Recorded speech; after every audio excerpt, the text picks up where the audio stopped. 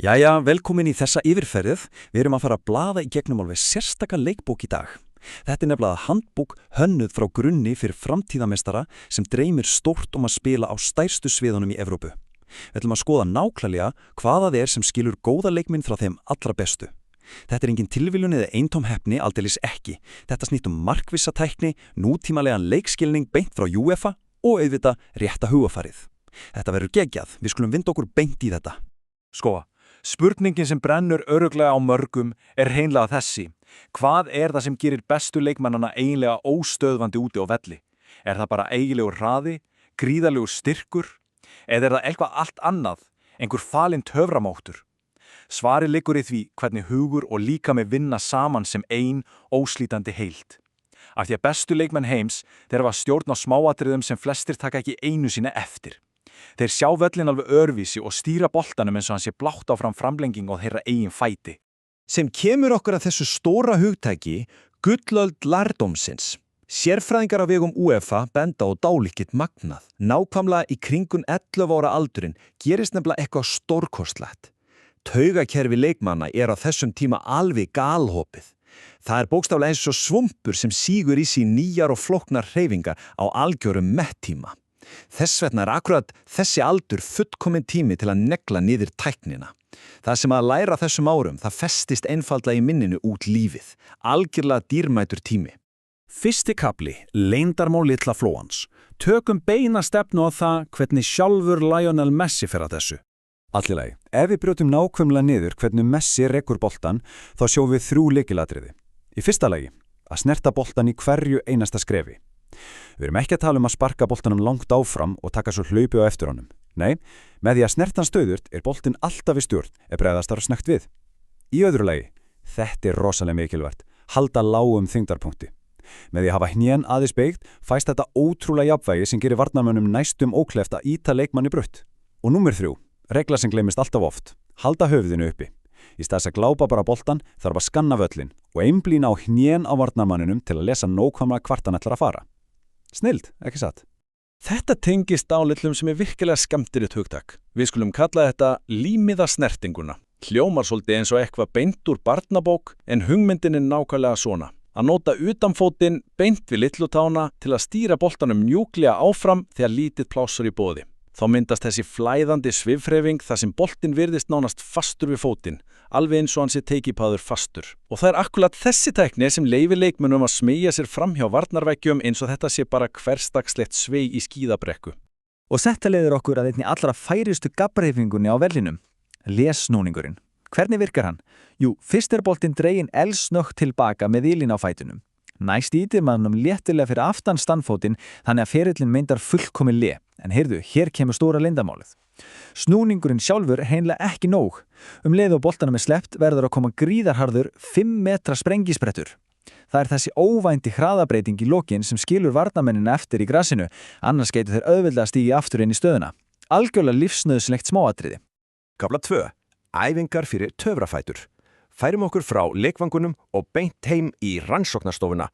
Sko, æfingin skapar meistaran og stundum snýst þetta virkilega einfaldar heimæfingar. Byrjum á veggsendingum, alveg eins og Kevin De Bruyne mæli með. Veggurinn er nefnilega langbesti æfingafélaginn af því að hann lýgur aldrei. Hann skila boltanum alltaf nákvæmlega eins illa eða vel og honum var sparkað. Svo er það tennisboltajókli, upp á aldi hans Messi. Við erum að tala svo lítinn bolta að einbeitingin þarf að vera í algjöru botni. Venjulegur fótbolti veður einn stór og stýranlegur að strandbolti á eftir. Og að lokum, svo kallaði líta hraðasprettir, beint úr smiðjum Mbappe, þar sem brugðist er snört við mismunandi lítum til að byggja upp viðbrásflýt á heimsmælikvarða. Þriðji kafli fjallar leikkerfi sjálft 2-4-1. Kíkjum á hvernig evrópska leiðin stillur upp í 7 manna bolta. Það sem er svo áhugavert hér er hvernig sérhvert hlutverk af vellinum fær sín skýra tilgang.